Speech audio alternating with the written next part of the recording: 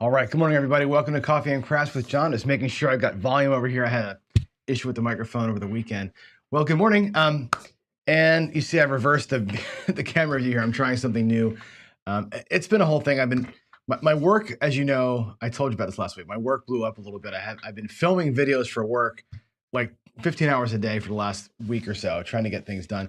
And I had to reverse stuff. So now I'm looking at this side of the room, and it's kind of a weird look for me. Anyway, here we go. Welcome to a new week. And I debated last week on what to do this week. Over the weekend, I was talking to some people over the weekend, and I have so many ideas for things to talk about in the show. Somebody asked me, and how in the world do you come up with all the ideas for your show? And I don't know. I mean, because there's only so much you can do. Like, I've stopped doing, strategy analyses and that kind of thing. I can always talk math. There's always things to talk about, right? This week I'm going to go with kind of how to practice. And I thought, a good friend of ours, Ed Robinson, his tagline, play like you practice like you play. And I want to take that like the way I do it, right? I want to show you the ways that I practiced and the things that I tend to focus on. And it's going to be, I don't know, maybe elementary to some degree, but there are a lot of new people. I know that we're all a group, right? Looking at our chat, and we have all these people that we all know and love, and they're here every day. A lot of our watchers are brand new people, right? And they just, this is all news to them. So I'm going to dial it back a little bit this week and talk about practicing. I'm not talking about practice throwing. I will do a day on practice throwing just to show you how I do it, because it came up in Craps Chat last night, which, by the way, was a great show. I'm going to talk today about strategy practice and the way that I approach strategy practice and strategy building. It's not perfect. It just works for me. And I want to show you kind of the way that I do it, low fidelity, like not low tech, right? We'll do it that way. And then I think we're going to get into some betting practicing and what that betting practice means. And you'll see tomorrow. I think it's tomorrow's show. It's going to be a little bit about having your next bet ready. So in other words, if you have an $18.6 and you want to go to 30 with it, what do you drop to the table? What do you say to your dealer? Like practicing the moves, basically. So it came up last night also in Craps Chat. How do you get rid of the nerves? How do you stop? Like, when does the nerves go away? And I said this last night. To me, they never go away. Like, I'm always nervous. I walk up to a table every time, and I know everything about this game, and I'm still nervous about it. I'm fully confident that I'm going to win money every time. And if I don't win money, I'm always surprised by it. Like, I'm that guy. But I still get the shakes. I get the agita a little bit. It's like, I think if you go into, and I think it's a fight, you're fighting them for your money. Go into a fight and you're not nervous, you got something wrong with you. Like, you can be confident, but you're going to have butterflies. And I think the butterflies, that's my blood sugar meter thing. It's busted. The butterflies, I think, keep you focused, right? I think it's a good thing. I think it's not like fear, it's a respect kind of a thing. And I think part of it is like, you get past that, the confidence you have with knowing your bets, knowing what you're going to do, calling things out on rhythm, that confidence can squish down that agita that you get. And I think this week I want to kind of cure some of that, hopefully, and give you some plans and tools that I use to practicing it and get good. So that's that. Next week, I will be doing a series of shows on the 130. Now, I play 130 across quite a bit. It's my at my bankroll level, that's my favorite move, is 130 across. Maybe with a don't, maybe without a don't, but I love the 130 across. And I play it a bunch of different ways. There's super aggressive ways. There's very passive ways. There's lots of ways to play the 130. So I'm going to show you 4 different ways to play it next week. And just kind of say, look, here's the same basic set of bets. And what ways can you approach it based on your level of aggression and your level of conservatism? So we'll take a look at that next week. We've still got in the works. I'm still thinking about, how do I pull off the United States of Craps? We did it once with Chiro and with Skill. And I've got, people from California that want to do it with me.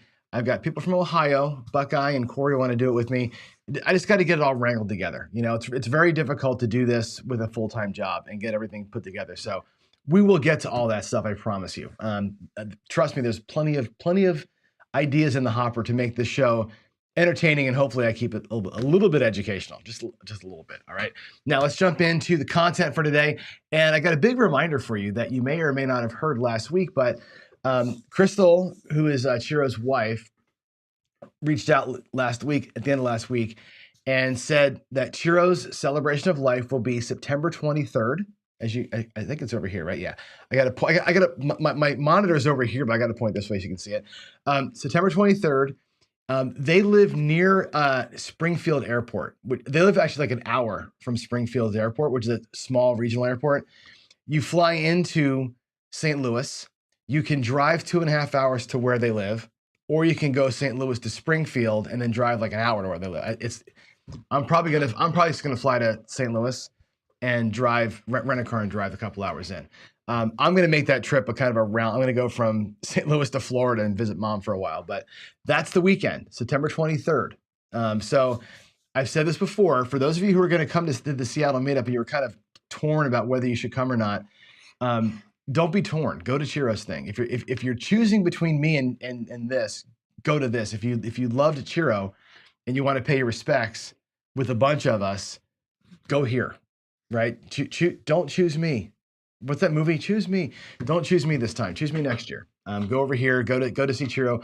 This will only ever happen one time. So I think it's a good opportunity for us to get over there. I need your videos. If you want to film, like I said before, a little selfie video or do it landscape. It looks better for it. We can put on the big screen. Film yourself doing whatever. Right? Just a virtual hug. Say a prayer. Greg from 555 Craps sung a song on his. He literally belted out a tune for Layla. I'm getting goosebumps. I'm remembering the song. It's getting me goosebumps. Whatever you want to do is great. I'd like to put a montage together before I go and hand out the crystal. So we're running out of time though. It's only a month away. So if you want to do this celebration of life thing, fly out there. I want a video.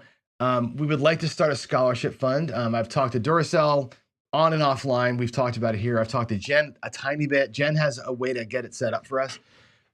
What I'd love to do, I think, and Duracell has the idea, right? Getting it to 10 grand. So it takes 20 people or 200 people, or I'm sorry, 100 people giving us $100. It takes $200 from 50 people, whatever it's going to be. Let's load up an account with 10K. It's not a lot of money. I mean, if you think about spreading that out amongst us. And I would love to say, Layla, here is from us, from your dad through us to you, a scholarship fund to get started with for school. And then we can wire all of his channel money, whatever the channel makes. And again, we have to keep watching his channel.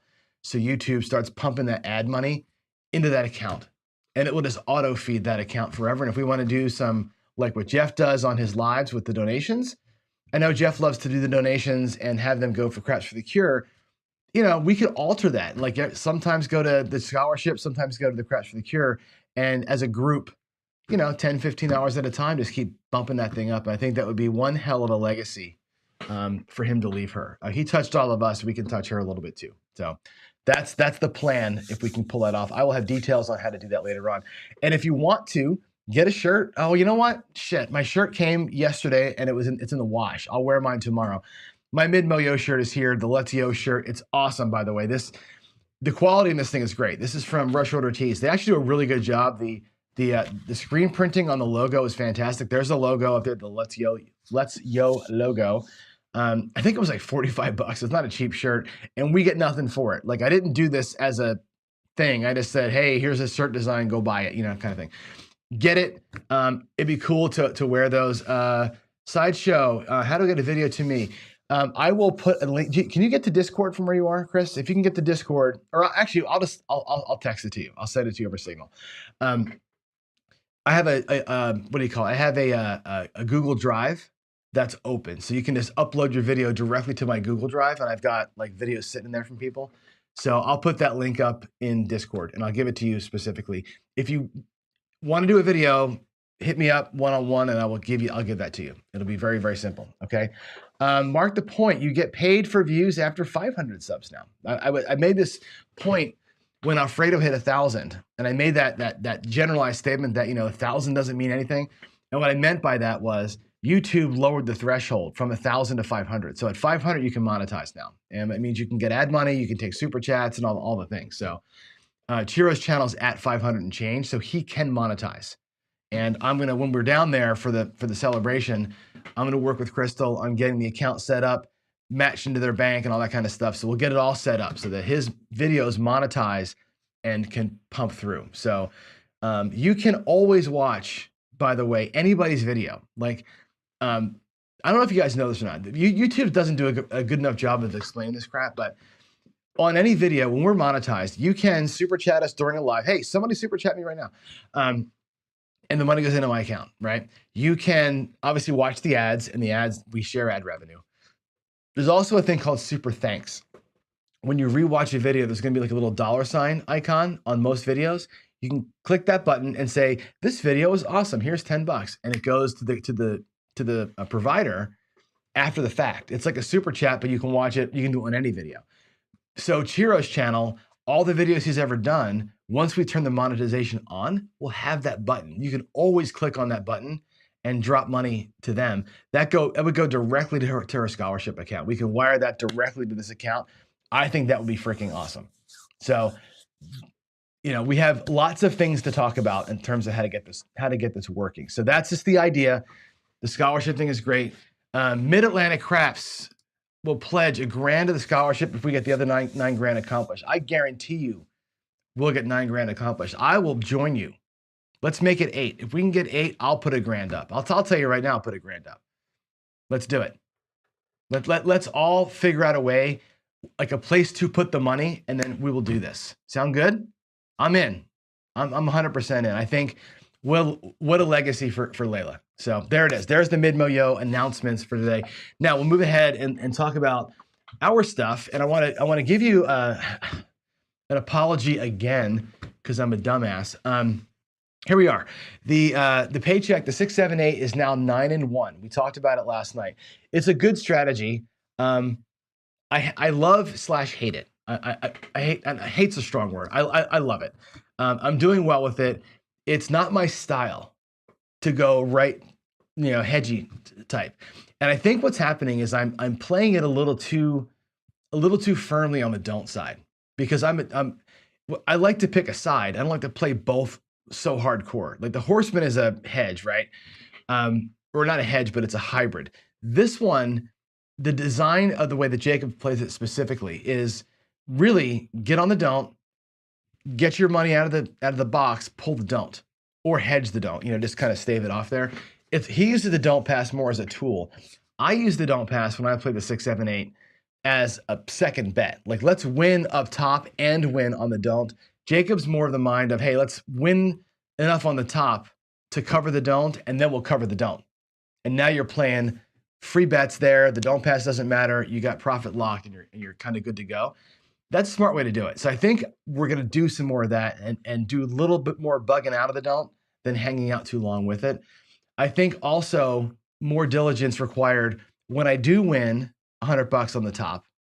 I don't come back to the don't, where I've been keeping the don't going all the time, always. And I think what we got to do is the minute we win even $1 on the box, stop playing the don't. So it's going to be more of a switcher than anything else. That's going to be the change we make. But we're 9 and 1 right now. We're $1,000 in profit for the first 2 weeks.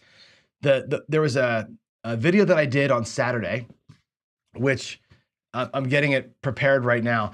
I went live on Saturday to nobody because, again, when I go in the garage and I press the go live button, the default setting for some reason sets it to private. So I live streamed it. You'll see the clock and everything. But I live streamed it to nobody. It was private. And I realized that yesterday. So I went up in there today and I chopped off the end of the video because I did a second session and my microphone quit halfway through the second session. I just chopped the whole second session off. It was just me it was really just kind of a, hey, let's put $1,000 out there and try, it was a dumb session anyway. So I cut it because of the volume, leave the one thing out there, and that's it. I also on Friday did a kind of a dual session just to kind of call this out. The win we had on Friday was a 1-roll win. Okay. I went out there, 150 on the don't, smacked an ace deuce. That's our paycheck. And we were like, hey, we're done. We celebrated in 1 roll. Doesn't happen very often like that. It's the dream that it happens every time. I felt bad about it for about 13 seconds. Then I realized that when I throw 5 come out 7s and I lose the whole paycheck, you all laugh at me. And that counts too. So once in a while, you got to get a gift. I'll take the gift. Then I went on and played a second session with Jacob in the audience, actually. And I had to leave early. I forget why. Was Friday the day I left for it doesn't matter. I had to leave. Oh, I had a work thing. I had to leave early and we didn't finish the second run. I was down like 150 bucks. I'd never finished it and forgot about it. And I started a new thing. So anyway, so I kind of owe you a finish of that second run at some point, but that was, again, a who cares play, right? We're just doing it for fun. Anyway, we're 9-1 officially, $1,000 in profit. The one loss was a few $100. I still owe the bank a loss. I have to go back and recalculate that one day that I burned a bunch of money. I haven't done it only because of time. My work, I'm literally putting in 20 hours a day at work to get this thing done, and I haven't had time. So that's the reasoning for that. I will get to it. I do owe us a loss of a couple $100 here at some point. I just got to rerun the numbers. Okay, next up is this. Friday night fights happened. Corey wins again and takes on Glenn next week. The Monday morning quarterback. Now let's talk about this. And I want to get your sense in chat really quick, please. In chat, tell me in chat. Last week I did it. It took me 30 minutes to get through it. And I kind of went through all the, all the numbers and all the, and it was boring. I'll admit it. It was not a great segment. I thought it was cool, but it was kind of boring. Jen suggested, let's go quicker. I didn't watch the whole show. I watched the beginning. I watched the end this week. I have to go through the entirety of it. But what I've seen so far, and I'll do the Monday morning quarterbacks like this. Corey's opening move is different now, right? He's doing the don't pass and the place 4 and place 10, which is interesting. It's kind of like Waylon always talks about, the game of craps revolves around the 4, 10, and the 7, which he's right. They have equal ways to roll between them all. The way that payments work, if you catch a 4 as a point, the don't pass is so big, right, against the 4 or 10. But early on, you catch a 4 or 10 as the come out, and it's a home run on the way out. It's really kind of cool, right? If you catch a 4 as a point, you're getting paid, and the don't get set against the number that's probably going to win against. It's kind of a neat little move. I like the move. And he and Eddie played oppo. Like Corey went big across DC, Eddie went big inside, come bet, which was kind of nice to see them both do it. They both dropped odds. Corey took his win from a place bet, used it as odds, went to the don't, took the payment on the next number, puts it up there as odds. I love that whole cycle betting. I think is so much. It's cool. It's fun. Using the wins to grab the odds makes free odds freer, I guess you could say. Very cool. And also Eddie did this a lot. And I don't want to go any further than this because I want to watch the full video and get you guys some more details. But I'm seeing a lot of people, and Eddie did this a couple times yesterday, where they're playing the field along with either the come or the DC. And I love that move. I talked about that move like a year ago when I was first. Like our first tweaks of the Horseman included some of this. Play the field along with it, because from the don't pass especially, you're going to catch a point of 4 or 10, right? You're going to get, or 9. You're going to get paid as the bet travels up, right? So the puck goes to the 9, you get paid on the 9, and your DP is sitting there against the 9, and you got paid on it. The DC is essentially a free paid for bet. If you take that field bet away, you got paid, and that don't bet is just sitting there, and you've already got the money for it. It's like free bet on the 7. That's a beautiful move when it happens. It also covers you on the 11 for that don't pass bet, just a 1-to-1 cover, and you get double paid on the other ones. I love that move from the don't.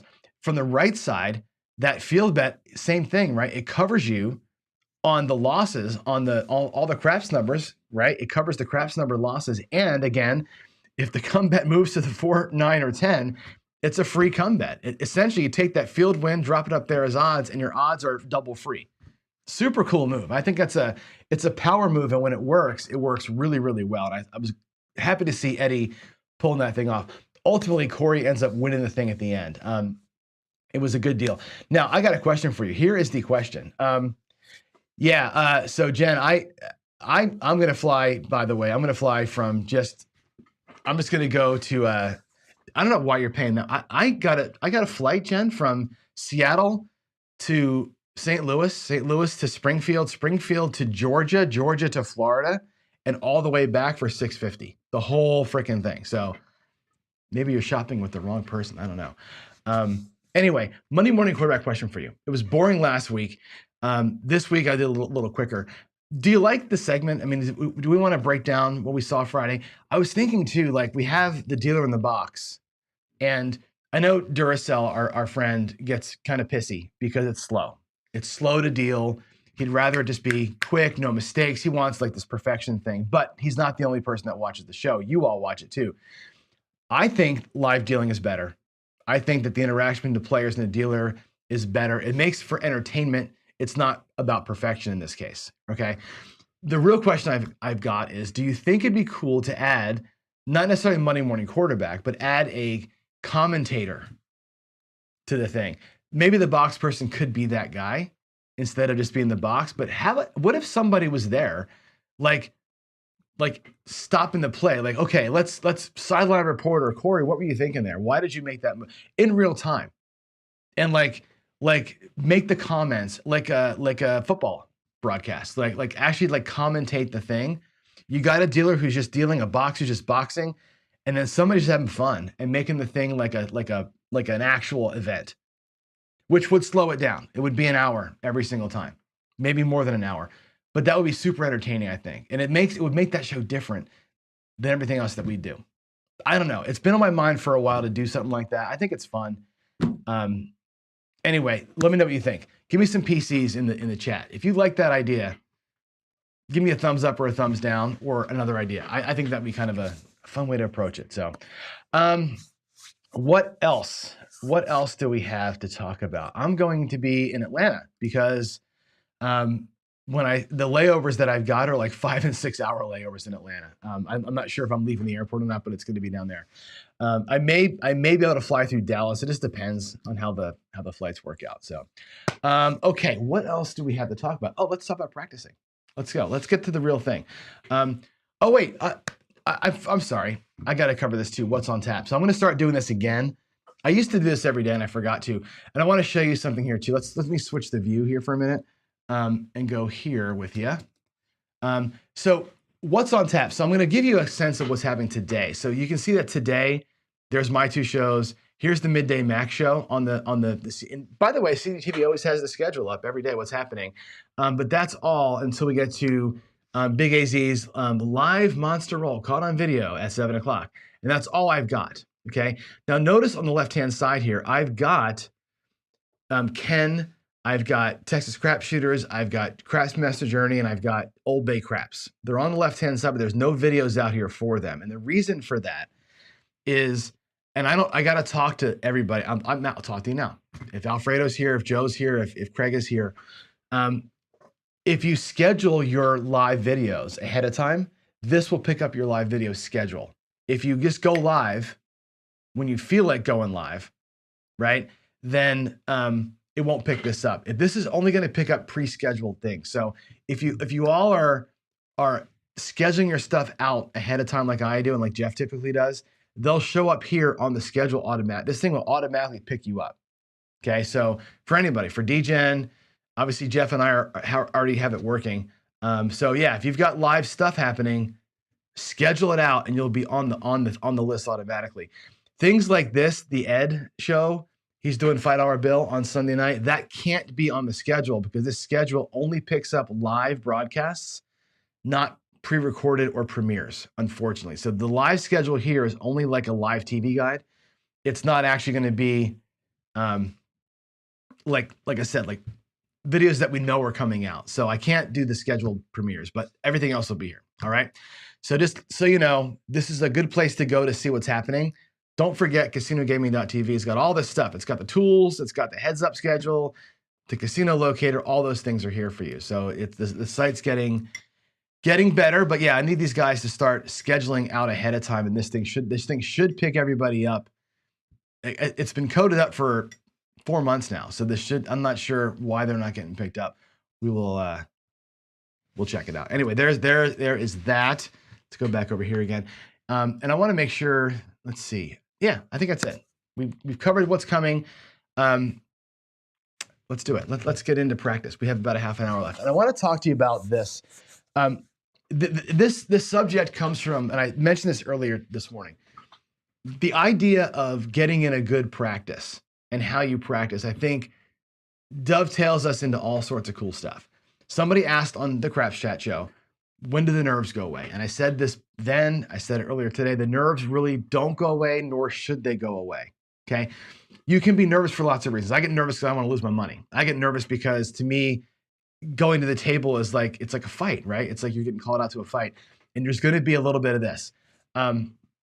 It goes away with confidence, right? If you have confidence in your game, the nerves go away. Once you're in the game, it's like you take the first shot, you take the first hit in a football game, all nerves go away, right? Football, the people say, after the first hit in the Super Bowl, it's like a regular game.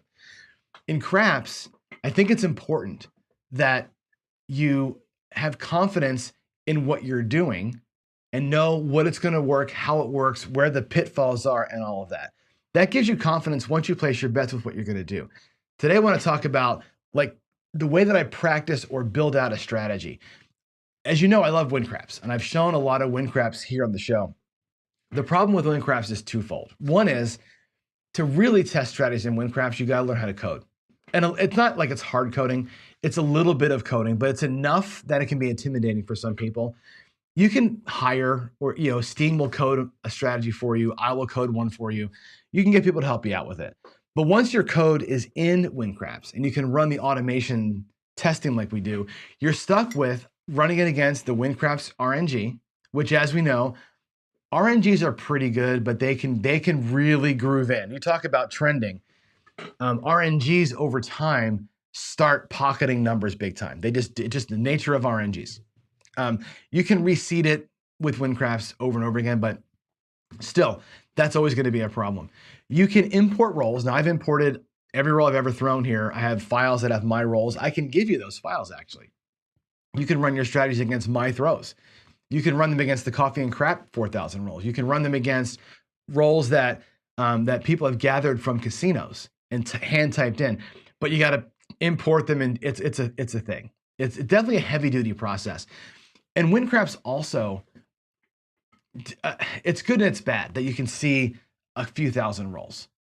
And it's nice to know that over 2,000 roles, you always go to zero. Like, all the strategies pretty much go to zero at some point. The problem with it is that you can't see why they go to zero. Like, you can look at a strategy and you see that little graph and it's like up and down, down. Oh, I made a bunch of money, and then and all my money goes away. You're like, well, what happened? What were the roles that made the money go away? And you can get there, but it is difficult to get into WinCraps and take a deep dive at the roles that cause your money to go away. So again, there's a log, and maybe I should show that one. There's a logger in there that you can turn on. It slows everything down, but you can stop the log and jump in and look at all the roles. It's hard, but it's a great tool. But it's hard to use for the average person. So what I've been doing, and I did this for a long time, is I simulate on my table what I would do in WinCraps, or what I'm looking for in WinCraps. I want to simulate kind of the spikes and the valleys, and I want to see where the problems with the strategy are. And I did this last week. Remember the day that I rolled, I don't know, 4 or 5 shooters worth of dice, and I let the dice sit out there, and then I did the bets against the dice? That's kind of what I do. So I roll a series of shooters out. Ideally, what you can do, and I won't do it today, but I'll show you how you can do it, is get a common set of outcomes. In other words, put your bets up there and say, how do these bets work on a come out 7? How do these bets work on a come out 11, 2, 3, 12, right? That's number one. Number two, how do my bets work on a PSO? Set a point, immediate 7. How do the bets work on a point 1 box number and a 7? How do the bets work with a point 2 box numbers and a 7? How do the bets work with a point, a box number repeating and then a 7? You can set yourself up for every possible scenario and go, wow, when this happens, I'm not making any money. Or when this happens, I'm missing out on. Or when this happens, I really skyrocket. You play against the same set of roles all the time. That's how you start tweaking your systems and knowing how I want to play. When I say to you, lose the way you want to lose, win the way you want to win, you really can't know that unless you're looking at it out here on a live table. And as you know, I take note of all the losers in these things. And then I tweak. So why don't we go out? Let's go to my table here, and I'll turn some lights on, and we'll take a quick little look at how I set up that system and the way that I would do a few different bet styles against a common set of roles. Here we go. Let's go to the table, and let's see. We'll do this view here. We'll do the zoom in view. And turn the light on, and let's get a look at it. Where's my light? There it goes. Boo. I say this all the time. I love when I turn the light on, how the eyes of my table blink at you. I think it's one of the coolest things. All right, let's get some money out here, okay? And I don't think the rack is terribly important here. I mean, it's I guess it's informative, but we're not trying to earn a bunch of money or put money out from our rack. We're trying to put money onto the table. And so the first thing we'll do is take the rack out of the way. Actually, I'll leave it here. We'll put our profits in the rack. But let's take a look at like a basic set. And I'll do a strategy that I call the skill switch. This is a super simple little strategy, which is a fun one to analyze because it's got some moving parts to it. At $25 on the don't, puck is off. 25 on the don't, and we'll do a skill 66 on the inside. Just a simple 66. And I'll give you the dream scenario. Okay, here's the way the strategy is supposed to work. And I always start with, when I practice something, here's how I want it to be. This is sort of like strategy crafting, I guess, but you'll see what I mean. I'd love for this thing to have a $21 win, okay? Puck's on the 10. $21 win, drop a buck, do the press, right? Let's set it up.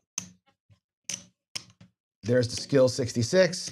We get another roll and we get our 28 bucks. And what I do here is I come down, okay? And let's take our 66 bucks first. We'll take our press down. There's 18. We'll take our press down. There's 18. We'll take our press down. And there's 66, $67, okay? We know this strategy takes 67 bucks to play. I'll put that money, I'm just gonna stick it up here for later. We know that we brought back to the rack 25, 35, 45, $49. Essentially, it's 50 bucks. Okay, if the point is 10, I may drop that buck back out here again and put the whole freaking thing against that. And now we're gonna let the 7 come, and if the 7 comes, we're gonna win a quarter here and a quarter here, and we're gonna walk out of here with a total of 75 bucks in profit. That would be the dream of this strategy. If it all worked out perfectly, that's what would happen, okay? How do you practice something like that? How do you get a sense of where that thing is gonna work? Well, what you do is this. Let's set it up, we'll put the money back in the bank. Now let's roll some dice. Let's get a couple of dice rolls. I'm gonna have to get my big thing of dice. Now, if you only have one set of dice, because not everybody is a delinquent like me and has a million dice, let me go get all these dice out of my rack. Hold on a second. You can hear that I got handfuls of these things coming over here. They're probably not all gonna match either, so I'm sorry about the mismatched colors that are coming, but this may take us a minute. And what I'm gonna do is set up a couple of things, okay? We'll set up a couple of basic scenarios like I talked about, okay? The first thing we'll do is what happens to this strategy on a come out craps number, an ace deuce. The second thing we'll look at is what happens to this strategy. Those don't match. Let's get dice that match. There's an ace deuce. What happens on a come out yo? Let's get a green. Green yo. What happens on a come out 7? Let's get a green 7. 5, 2, 7. Okay, those are your basic come out scenarios for any strategy. A horn number, a yo, and a 7. Okay, you could put the midnight out there too as a tester. And again, here's the common set of rolls. There's a common set of rolls. A horn, we'll do it this way. The midnight, a regular horn, a yo, and a 7. How does my strategy work against those outcomes? Number 1. Number 2, how will my strategy work against a point being set? And let's just say first I'll set an outside point. Let's just set it with and again, I'll put the points a little higher. Let's say it goes with a 10, and then we have an immediate 7 out. What happens in that scenario? If we get a point of 10 and an immediate 7, an outside point. What happens if we get an inside point? A 4, let's say, or a 6, let's say. And again, let's say we get 2 numbers. We get an 8, and we get, let's do a 5, and then we catch our 7. And there's a couple of basic little scenarios there, right? There's a couple of come out winners and losers, a 0.7 out, a point with 2 hits, and a 7. Okay, you can then simulate a much longer roll. What happens on quote unquote a monster? What happens if I set a point and have 5 box numbers? What happens when I get a point? I'm out of dice here. What happens when if I get a point of like 5? We'll do it down here, and I catch nothing. I catch a horn, I catch a 4, and with these dice here we'll catch a, I don't know. Let's hit the point. Okay, 1 hit, basically a horn number, 1 hit, and you knock the point down. That should be a 5. What happens in that scenario? So you set up the dice in ways that match. I think you guys probably can't see that, can you? Let's put these over here. That would be a 5, a 3, 5, a 3, a 4, and then you hit the point like that. Okay, these scenarios are pretty common. And matter of fact, they're probably the most common. You see these come out things all the time. You see PSOs all the time. You see a couple of hits and out. You see a point, a hit, maybe a couple hits, and then you're out on the point. You hit the point. Common scenarios. We could also simulate the big one. How does my strategy then, once you get this figured out, how does my strategy work on a bigger roll, on a roll that's going to be hopefully more profitable for you? So we can set that up afterwards. Let's play these out. Let's play the scenarios out and see where our net negatives are. Okay, we'll start here. We'll do the 12. Okay, well, puck is going to be off. We'll say that we're off here. Okay, we're off. Against the midnight, nothing happens. We're in a tie situation. Now, you can look at that and say, well, nothing happened. I'm okay in that situation. You could say, well, I don't like being okay. If I did this every time, here again, here's a tweak to your system, right? If I did this every time, $1 on the midnight, every single time, that becomes for me a $30 winner instead of nothing happening. However, what are the odds of this, right? You're going to lose 35 of these, and you're going to win 1 on average if things hold true to form, right? If you win 1 and you lose 35, you're down $4. Right? Over the course, this is going to be a $4 bleed for you over the course of the rest of your life. So is that bleed worth this? Because what's going to happen is this, and I think here's a thing to look at. The ace deuce, of course, that's a winner for you. We love that. So you can mark it, that's a winner. That's a tie. The 11 is going to be a negative loser for us. We can put those over there. The 7 is going to be a loser for us. Okay. Now we know mathematically, we're going to lose that twice and that 6 times. That's going to be, how much is that going to be? 150, $200. We're going to lose $200 on that bet with these 2. We know that because that's how math works, right? This right here, right, could eat up one of those, right? If you catch a win on the midnight, you're going to win on the horn numbers. You're going to win 3 of those. So $75, you can win another 30 or so on the midnight, which cuts the loss in half. It eats up one of the things. Is it worth it to you? I don't know. But you can take a look at, in this situation, what happens. All right, there's that. Now, let's get into a roll. Let's play the rolls out, okay? Point of 10, we make a point of 10, PSO. So what happens in that situation? Well, you're gonna lose 66, you're gonna win 25, so what is your net? What is 66 minus 25? It's 56, 46, $41. You're going to be net down $41. And I put that right here. I'm net down in that situation, $41. That's how much we can expect to lose when that happens. All right. Can you see the other ones? Yes, you can. Cool. Now we know, right? On a PSO, we lose part of, not all of our money. Good to know. Now we have this situation, 6 with an 8 and a 5. What happens here? Okay, that one we know is going to happen, right? And here's the training part of it. Let's take the 21. Let's do our press. Okay, I'll put the press behind just to make it easy on us. Okay, that's the roll of the 8.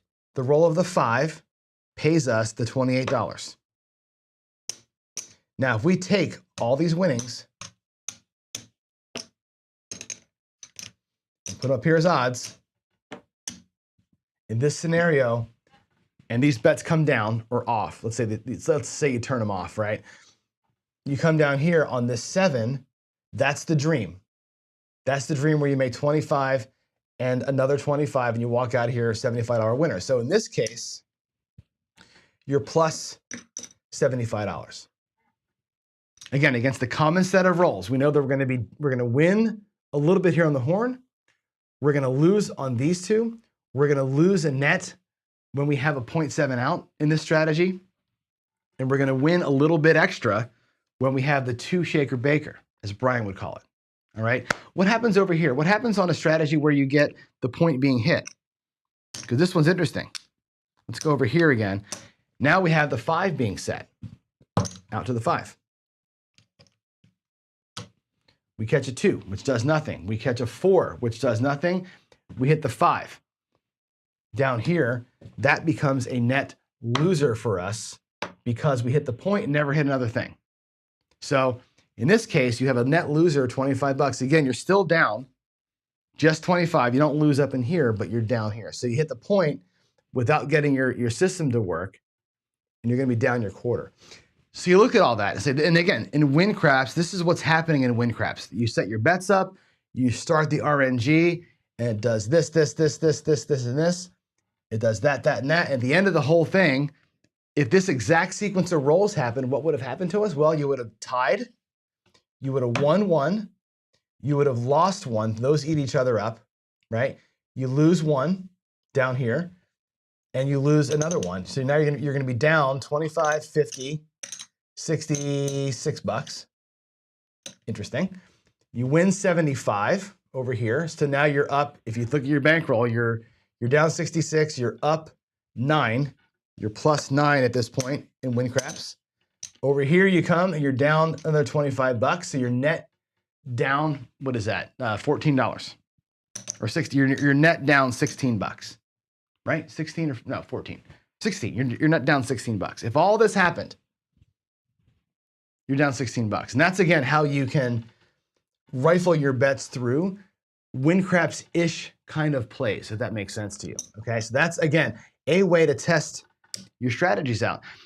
Now you look at, okay, well, what did I learn from all that? Well, I learned a couple of things, right? I learned where the soft spots are. I learned that if I don't get my 2 inside hits, I'm in trouble.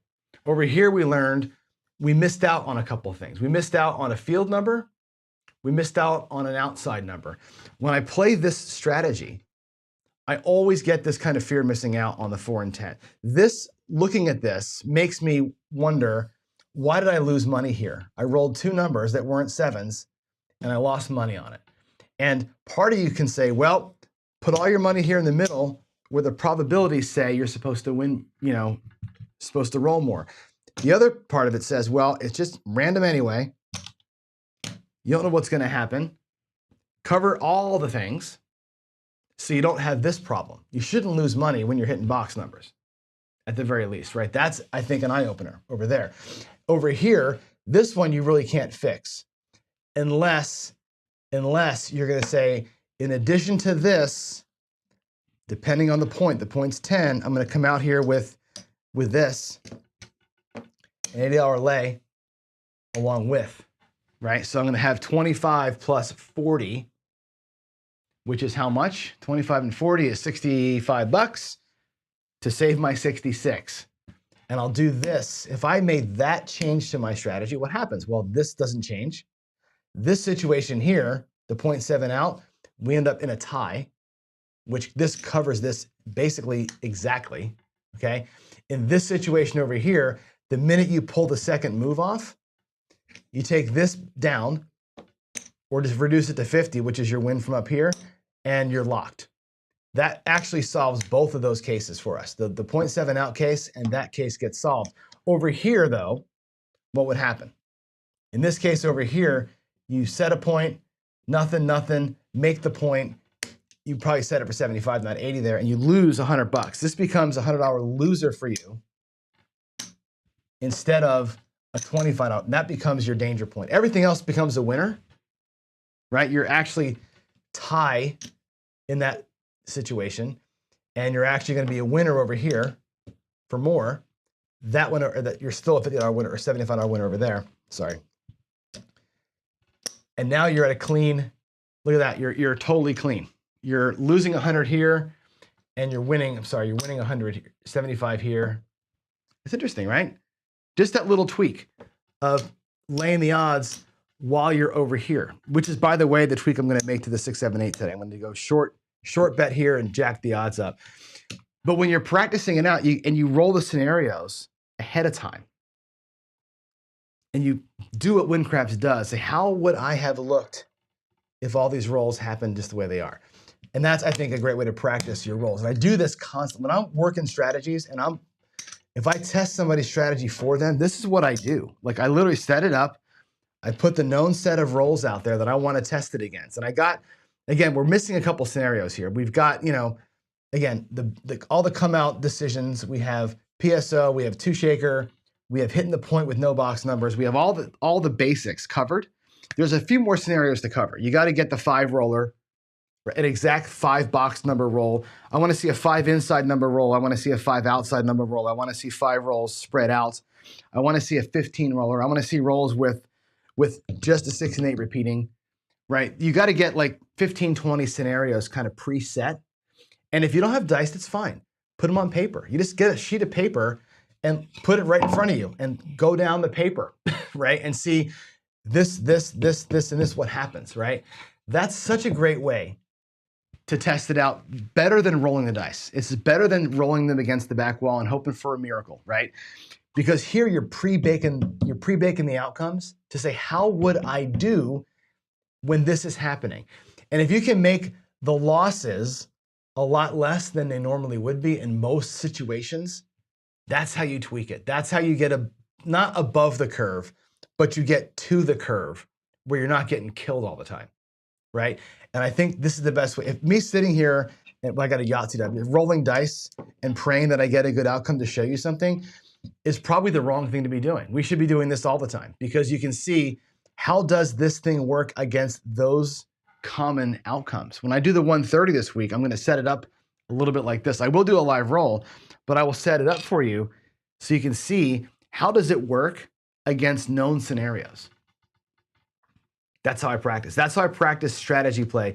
And that's how I tweak things. When I get into the garage and I'm doing things like, hey, I want to do this, or I feel like I want to switch. It's because I've done this before a million times. And I'm like, I feel like this is a better way to play this. Although I'll oftentimes just do the thing I do and keep where I stick to the strategy. But there are times where I want to lower this and go on the odds. There are times where if we got 2 or 3 of those in a row, hammering this thing here makes double wins here and here. So this is like, I think the other thing to say too is do these in isolation. In isolation, how does that roll affect me? How does that roll affect me, right? How does this roll, If you do them in series, you can say, how do I look when I have this, then that, then that, then that, then that? You can kind of pile them up, because in a series, the outcome is different than in isolation. So try and optimize for this kind of roll and that kind of roll, then optimize for what if they came back to back? What if I saw that, then that? What if I saw these two? What if these are reversed? What if I'm on the don't, right? And I have this. I have a tie, 2 losses, and a win, right? So it's a tie. I lose 2. I'm still out here. I win 1, and I hammer it. 0.7 out wins me 2, right? I stay out here at 2, and I win 2 more, right? So I'm actually out of here. There, I win a second. If I parlay it, I walk out with $100 up instead of being down. If I just same betted it, see what I mean? You lose 2, you win 1, and you same bet it. That's a profit. You win 1 on the PSO, you win 1 down there, and you walk away with 3 in profit versus having double the profit because you parlayed it up. That's how you discover how sequences work and how patterns work. When you start seeing these variants where it's like quick 7, quick 7, quick 7, what's the best way to capitalize on that? So there it is. That's how I practice. That's how I practice strategy play. I think it's a good way to do it. If you don't have WinCraps, you don't want to code it out, this is a great way to set your bets up, put them out on the table so you can see them, run them against the strategies one by one, run against strategies all back to back to back to back, and see how your bankroll changes with these moves. That's how you make your tweaks. That's how you find where your holes are. That's when you see the danger spots. If I'm over here and I'm like 0.5 and I'm going 3, 4, I'm like, crap, we're going to be in this deal where we're not going to get anything. What's going to happen to me here? What's going to happen? What could go wrong? That could go wrong, right? And you find that kind of thing out. This is also where you find out what does it look like to do the don't pass in the field at the same time, right? Don't pass, like I said before, the don't pass in the field here wins you at least 2, maybe 3. Don't pass in the field on the 11 wins you 1. That's cool. Don't pass in the field loses you 2. You're back playing at even. See that?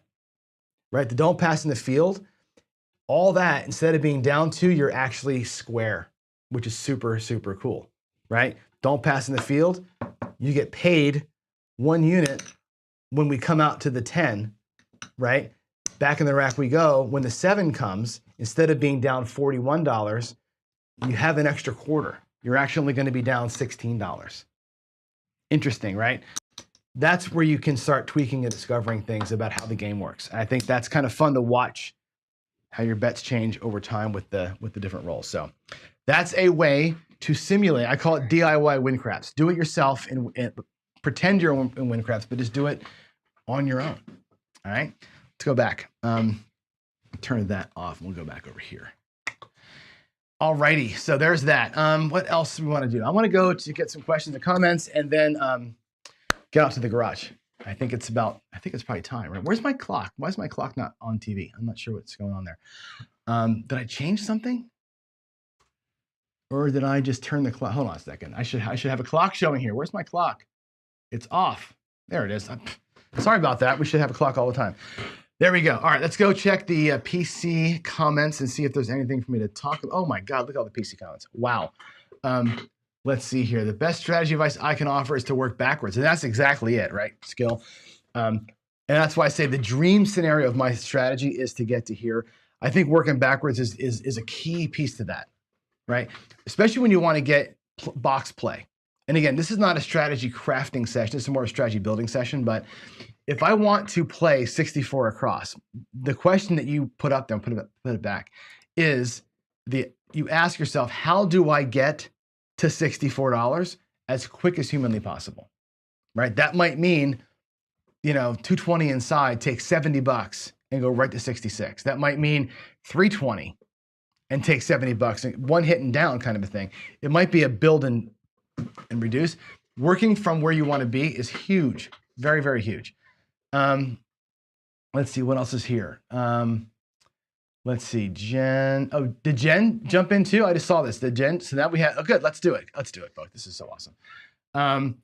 Yes, with all the meetups next week, we should pledge profits. I think that'd be great. If everybody would agree to pledge profits this year, that would be awesome. I actually plan to do a little pass the rack here in Seattle. So what we're gonna do is we're gonna have a rack where everybody at the table drops $100. So in other words, if you're in the hook, the casino will let us do this. We're going to have that person play 2 sets of bets, their own bets and then the rack's bets, right? They'll drop $100 into the rack and they'll play their own bets and they'll bet that $100 to the best of their ability for that shooter. Next shooter, they pass the rack to the next guy. That guy drops $100 into the rack and plays now whatever is in there plus his 100 around the table that goes. And we can maybe turn that rack from the first 100, but everybody adding $100 into something special. We're trying to get the casino to match that for this purpose. So if we can win X, let's say that between the 10 of us, we win $800, they will match 800. And that would be a really cool way. I think we should totally do that. Great idea, Corey. Yeah. Oh, Joe, we can talk about how to do it. You don't schedule because you can't figure out how to do it correctly. In OBS, I think you use OBS, right? I think there's a way to schedule it. And once you schedule it, it goes into YouTube, or you can do it YouTube on the schedule, but I'm not sure the OBS can find those. We'll talk offline about that. Let's see. Jen says, it's not a fear of losing.